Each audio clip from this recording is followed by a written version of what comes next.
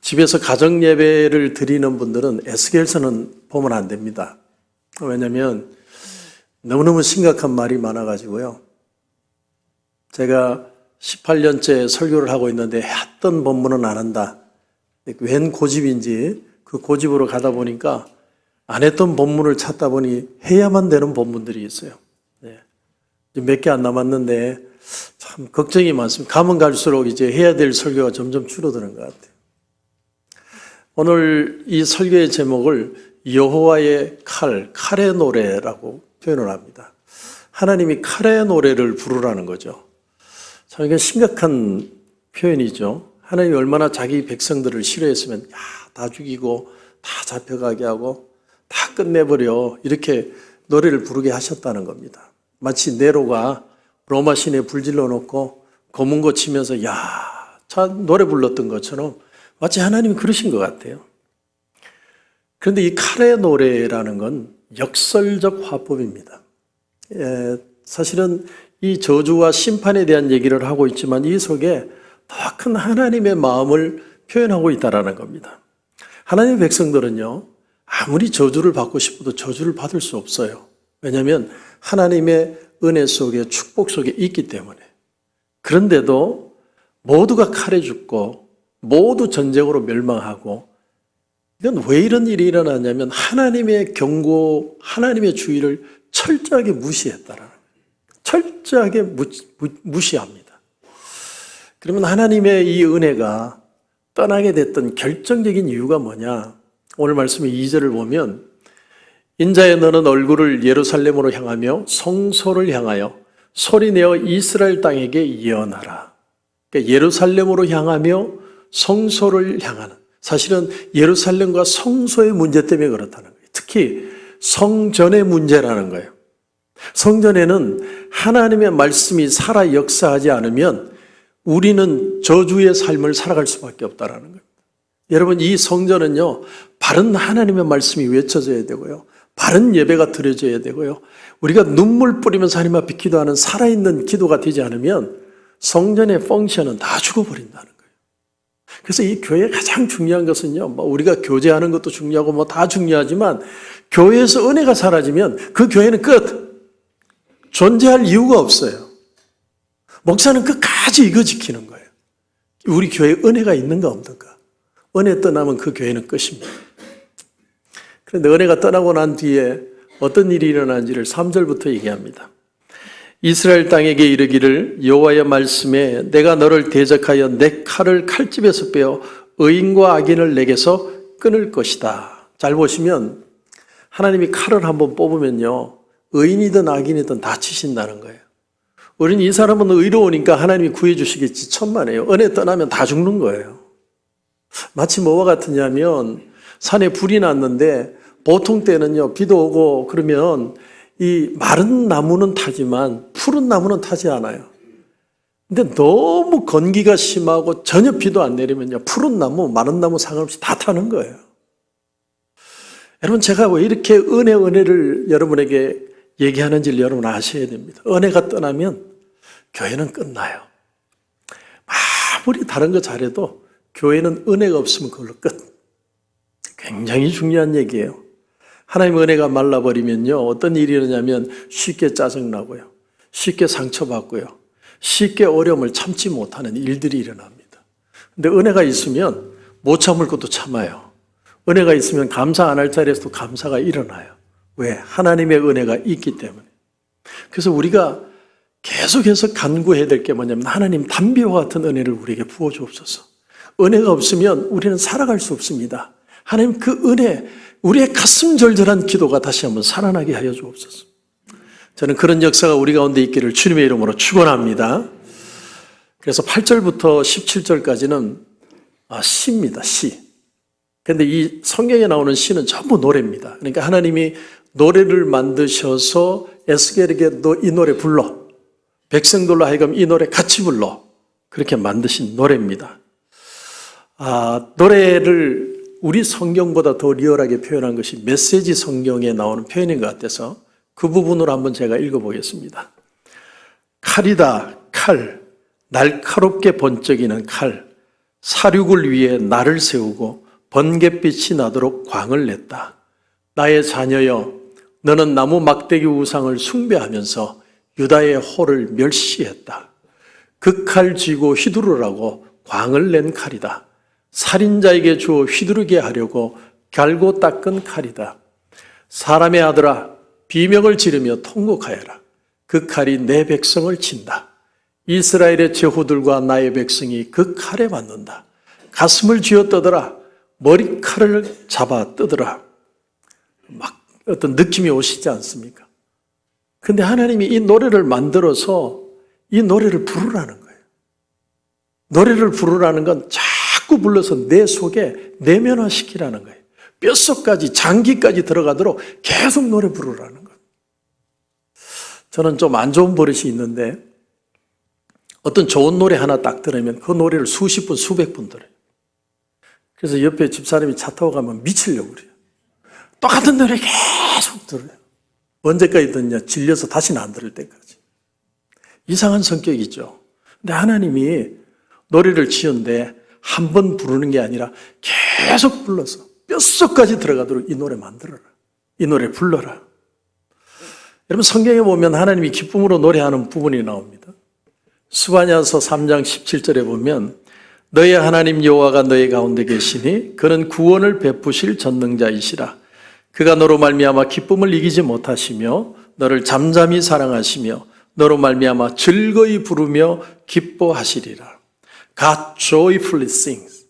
하나님이 즐겁게 부른다는 거예요. 하나님은 원래 노래하시는 분이에요. 세상을 만드실 때 노래로 세상을 창조하셨어요. 그리고 노래를 가르치시고요.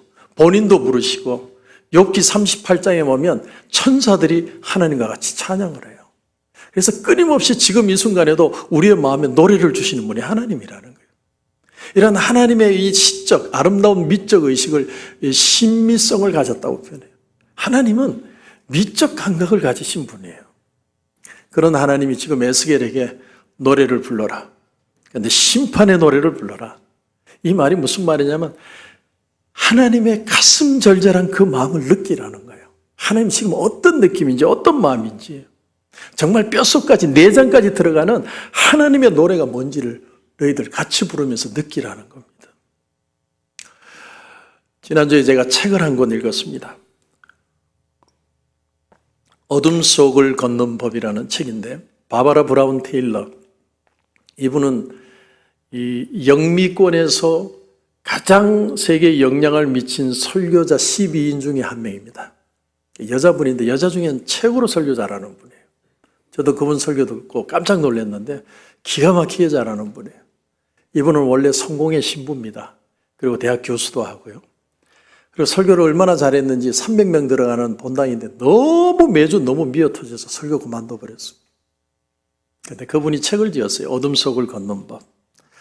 이 책에서 줄곧 주장하는 한 가지 주제가 뭐냐면 우리 인생을 회복하는 방법이 낮이 아니라 밤에 배운다는 거예요. 밤에. 우리는 어둠 속에서 우리의 삶을 회복하는 방법을 배운다는 거예요. 요한일서 1장 5절에 보면 우리가 그에게서 듣고 너희에게 전하는 소식은 이것이니 곧 하나님은 빛이시라. 그에게는 어둠이 조금도 없으시다. 우리는 이 말씀을 듣고서요. 어둠은 사단에게 속한 줄 알고 산다는 거예요. 어둡고 뭔가 빛을 잃으면 마치 우리는 그렇게 살면 안 되는 것처럼 어둠 속에 있으면 안 되는 것처럼 너무 강조해가지고 어둠은 마치 사단에게 속한 것처럼 얘기하지만 그렇지 않다는 거예요. 우리의 삶의 대부분이 사실은 보면 어둠 속의 삶이라는 거예요. 실직을 한다든지 결혼 생활이 엉망이 된다든지 자녀가 사고를 친다든지 우리의 삶의 대부분은 다 어둠이에요. 그래서 이분이 하고 싶은 말은 뭐냐면 내가 어둠 속을 걸을 수 있는 방법만 배웠다면 나의 삶이 얼마나 더 깊고 풍성해졌을까. 그런 마음으로 이 책을 적었어요. 자기도 성공의 신부입니다. 목사죠. 그런데 그렇게 목사로서 성도들을 만나면 기도해주고 위로해주고 격려해주고 막 말씀으로 다시 서라고 그렇게 외쳤는데 그렇게 살면 살수록 20년 목회를 했는데 선과 악, 육과 영 이렇게 딱 구분되는 게 아니더라는 거예요. 인생이라는 게. 아주 밝은 교회인데 그 교회에 엄청난 죄악이 드러나는가 하면 최고의 은혜가 오히려 어두운 데서 일어나고 내가 병들어서 깊이 고통당하는 속에 하나님의 가슴 절절한 은혜가 넘치는가 하면 어둠이 있기에 빛의 가치가 드러나는, 빛이 빗대는 역사가 어둠을 통해서 일어나더라는 거예요. 육체를 모르고 어떻게 영혼을 얘기하느냐는 거죠. 어떻게 우리가 완전히 선하거나 완전히 악하거나 그런 존재가 있을 수 있겠느냐는 거죠.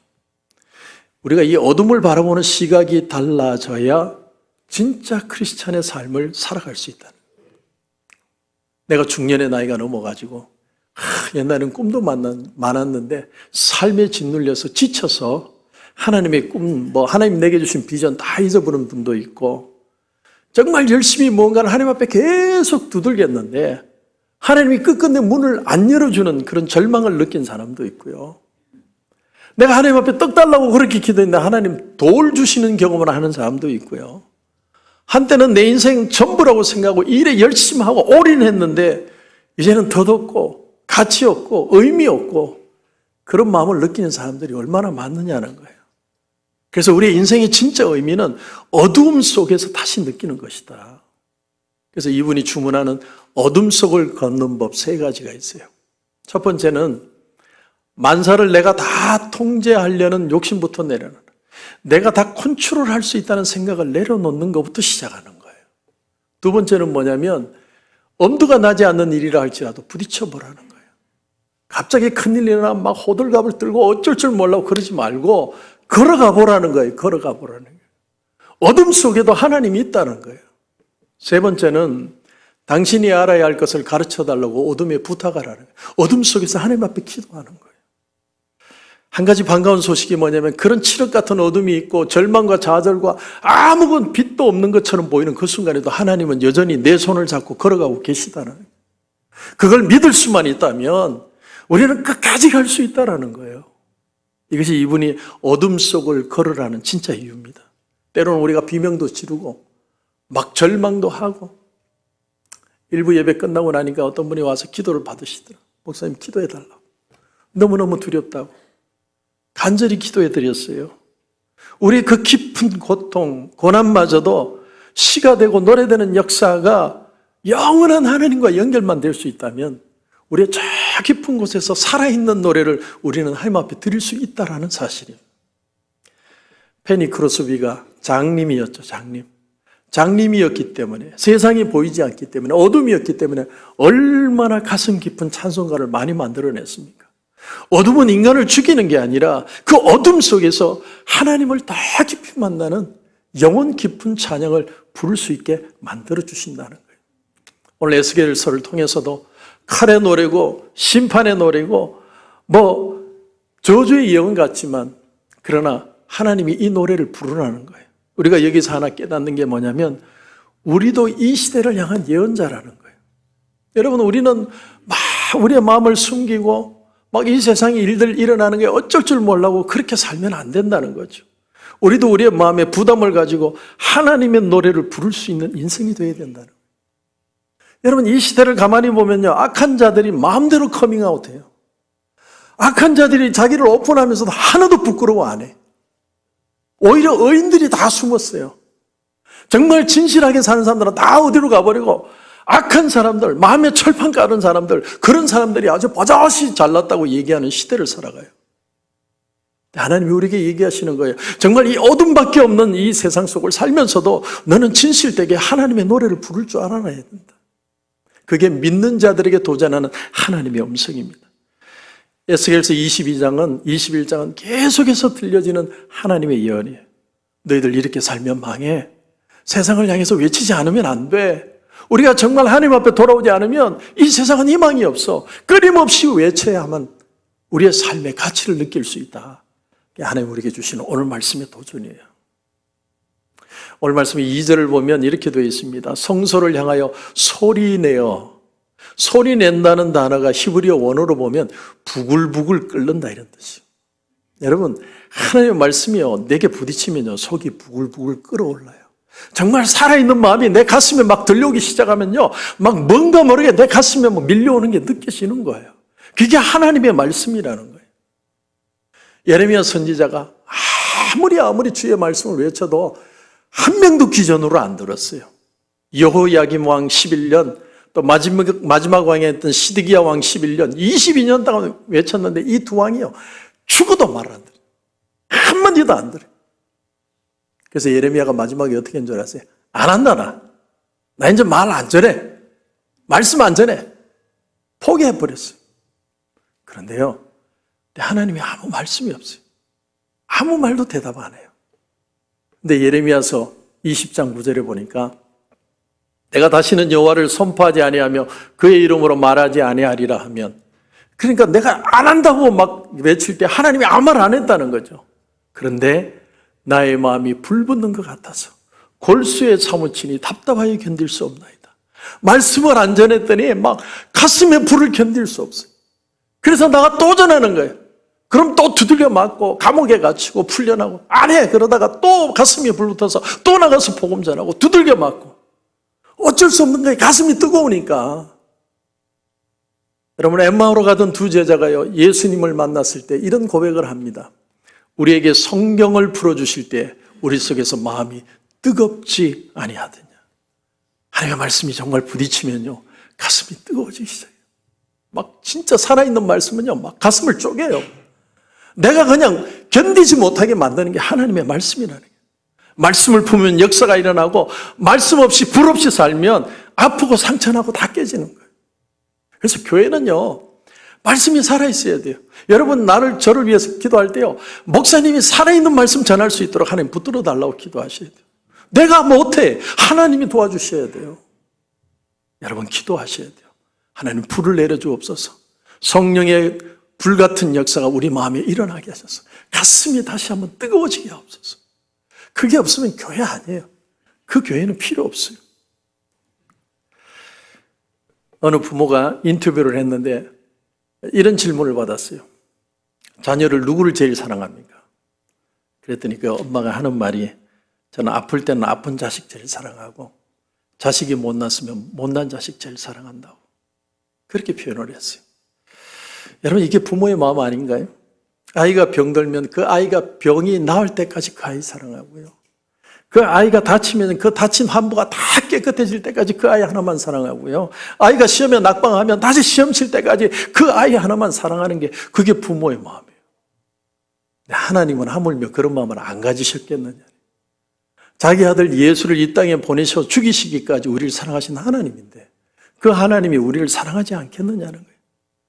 정말 귀를 틀어막고 하나님 목소리 안 들으려고 막 하나님 말씀 안 치려고 막 발부둥 치면요, 하나님의 확성기를 가지고 예언자를 통해서 막 계속 와서 부르짖도록 만드는 거예요. 그게 하나님의 말씀이에요. 왜? 여러분을 사랑하시기 때문에, 포기할 수 없기 때문에. 그래서 오늘 말씀의 18절부터는요, 하나님이 구체적으로 어떻게 심판의 역사를 일으키는지를 보여주는 말씀입니다. 18절에서 20절까지 보면, 여호와의 말씀이 내게 임하여 이르시되, 인자야, 너는 바벨론 왕의 칼이 올 두 길을 한 땅에서 나오도록 그리되, 땅에다 그리라고 그래요. 곧 성으로 들어가는 길 어기에다가 길이 나뉘는 지시표를 하여 칼이 암몬 족속의 라빠에 이르는 길과 유다의 견고한 성 예루살렘에 이르는 길을 그려라. 그러니까 에스겔은 하나님이 하라는 대로 해요. 1년 동안 너는 왼쪽으로 누워라 그러면 왼쪽으로 1년 동안 누워서 그냥 자고요. 일어나서 집에 가야지 그러니까 다시 오른쪽으로 누워라. 오른쪽으로 또. 네 와이프가 오늘 저녁에 죽을 건데 울지 말아라. 근데 정말로 죽었는데 울 수가 없어요. 에스겔만큼 고통스럽게 하나님의 말씀 전한 사람이 없어요. 근데 오늘 하나님이 그림을 그리시래요. 이 지도를 한번 보여드리면, 바벨론이 북쪽에서 원래 동쪽에 있는 나라죠. 그런데 이렇게 돌아오니까 초승달 지역, 저 위에 북쪽에서 이제 내려옵니다. 북쪽에서 내려오는 쪽에서 보면 오른쪽이 예루살렘이고 왼쪽이 암몬이 돼요. 그런데 이 지도가 둘로 갈라지는 걸 에스겔 보고 그리라고 그랬어요. 그리고는 하나님이 예루살렘 쪽으로 향하게 하시겠다, 이것을 그림으로 그려서 보여주시는 거예요. 그 말씀이 21절부터입니다. 이런 말씀입니다. 바벨론 왕이 갈래길 곧 두 길 어기에 서서 점을 치되 화살들을 흔들어 우상에게 묻고 희생 제물의 간을 살펴서 오른손에 예루살렘으로 갈 점괘를 얻었으므로. 여러분 우리 영화에 보시면 그 무당들 점치는 거 말이죠. 옛날에 부채도사, 부채마다 이쪽이니까 저쪽이니까 이쪽이다 이렇게 하는 그런 거예요. 지금 막 화살촉을 가지고 막 흔들고 쫙 펴고 쌀을 막 흔들어 쫙 뿌리니까 예루살렘이 나왔다는 거예요. 이거 이상하다. 왜냐하면 여러분 아까 여러분 그 지도를 보면 아시는 게 이 예루살렘은 높은 산지예요. 산 위에 성이 있기 때문에 공략하기가 너무 어려워요. 사실은 암몬이 나오고 라빠가 나와야 돼요. 그쪽을 치는 게 훨씬 쉽다니까요. 젊게는 그렇게 나와야 돼. 그런데 반대로 나온 거예요. 그래서 이상하다. 그래가지고 이번에는 짐승의 간을 불에다 태워봤어요. 옛날에는 간을 불에 태워서 피가 튀는 쪽으로, 간이 꼬부라지는 쪽으로 이제 공격을 하는 거예요. 근데 간이 오른쪽으로 꼬부라지. 갈라져가지고 간이. 이상하다. 왜 2번이나 다 예루살렘이 나올까? 그래서 예루살렘을 친다는 거예요. 이 말씀을 보면 야 하나님은 젊게도 맞추시니까 올해 운세 봐도 되겠네. 그런 말이 아니고요. 하나님은 젊게가 뭐가 나와도 하나님의 뜻대로 이루시는 분이 하나님이시다. 이걸 보여주시는 거예요. 젊게로 보면 왼쪽으로 가야 되는데 하나님의 의지 때문에 오른쪽으로 다 나오는 거예요.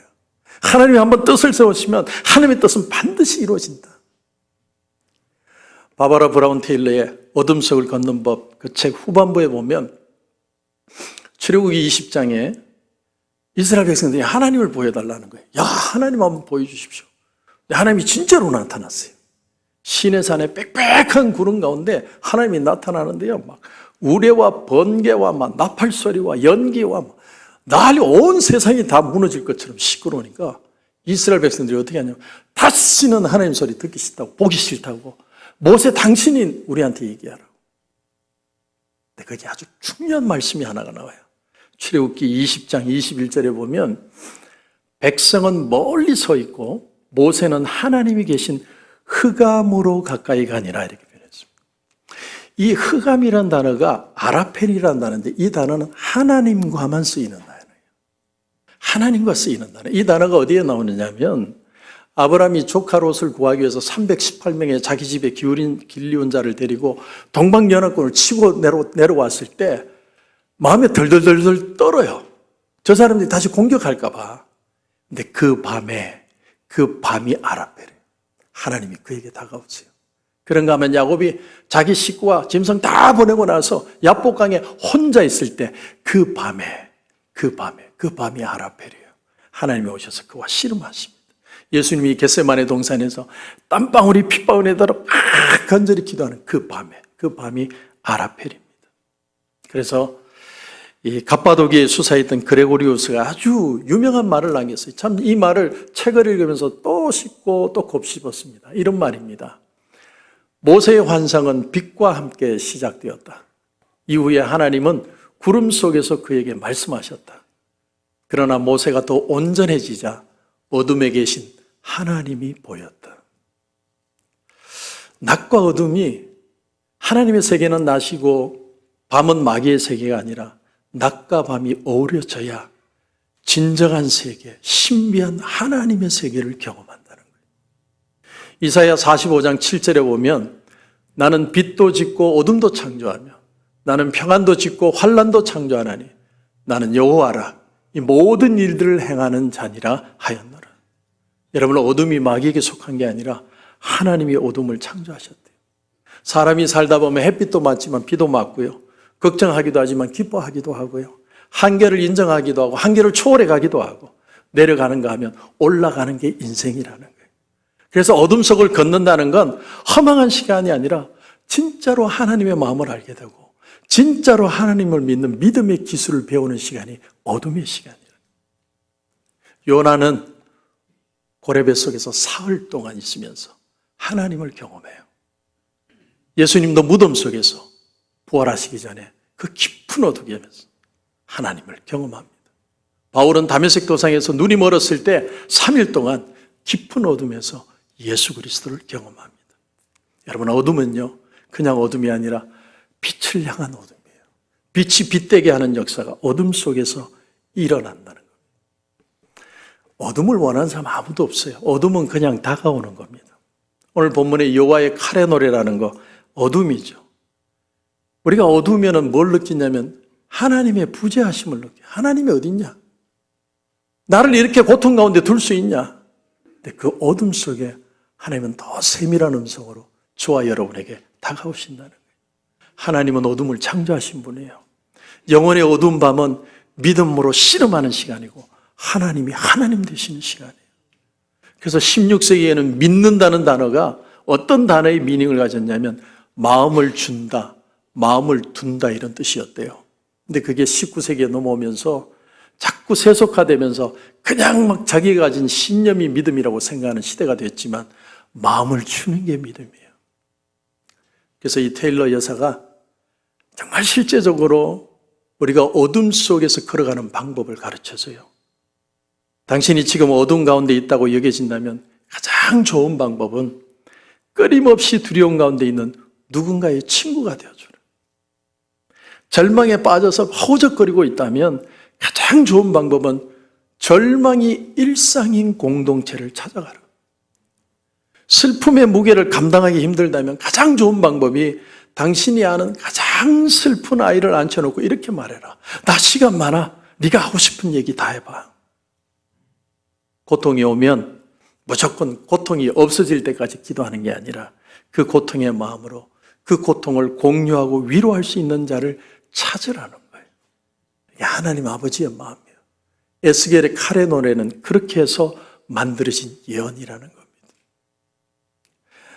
강남 세브란스 병원에 암센터 소장이었던 이희대 박사님이라는 분이 있습니다. 이분이 희대의 소망이라는 책을 지었어요. 그래서 나는 저 희대가 무슨 희대일까 했더니 이희대의 소망이에요. 그렇게 책을 지은 거예요. 2003년에 대장암이 닥터한테 의사 걸렸어요. 그리고 12번을 재발을 했대요. 12번. 근데 이분의 특이한 점이 뭐냐면 자기가 암인데 사람들을 찾아다니면서 환자들을 다 위로하고 격려하고 소망을 주고 그렇게 하더라는 거예요. 아니, 어떻게 그럴 수 있지? 내가 암이 12번 재발하는데 그렇게 할 수 있을까? 근데 이 책을 보면 그 비밀이 나와요. 어떤 환자를 치료하는데 이분이 지금 암으로 고통을 당해요. 죽어가고 있어요. 너무너무 아파요. 근데 이분이 아파하지 않고 오히려 자기가 닥터인데 자기를 향해 소망을 주고 위로를 주고 격려를 하더라는 거예요. 그래서 이 닥터가 놀란 거예요. 도대체 저 사람은 어디서 저런 평안이 올까? 어떻게 저렇게 아픈데 아프다고 얘기하지 않을까? 저 힘은 도대체 어디서 오는 것일까? 그러다가 이분에게서 뭘 받느냐면 영생의 소망, 다시 부활한다. 우리는 죽는 거로 이 세상이 끝이 아니라 영원한 소망이 있다. 그것 때문에 포기하지 않고 오히려 기쁜 얼굴로 죽어가는 그 모습을 보면서 이분이 깨달은 거예요. 그래서 이분이 그런 울림을 가지고 나도 하루하루 죽어가는 삶이 아니라 부활을 향해 가는 삶을 살아야 되겠다. 그래서 이분도 암으로 죽어가는데 죽어가면서도 환자들 격려하고 위로하고 걱정하지 마세요. 하나님이 이렇게 세워주실 거예요. 그러다가 하나님의 부르심을 받았습니다. 사랑하는 성도 여러분, 우리가 이 세상이 끝이라면 막 이렇게 살다가 죽으면 돼요. 뭐 이왕이면 더 행복하게 놀다가 죽으면 더 좋겠죠. 하지만 이 세상이 끝이 아닙니다.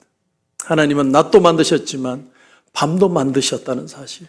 그 밤은 암흑은 마귀의 세계가 아니라 우리에게 진정한 위로를 주고 우리의 손을 잡아주고 우리를 깊이 하나님이 만나주시는 시간이라는 거예요. 여러분 가운데 혹시 생활고를 겪고 있는 분이 있습니까?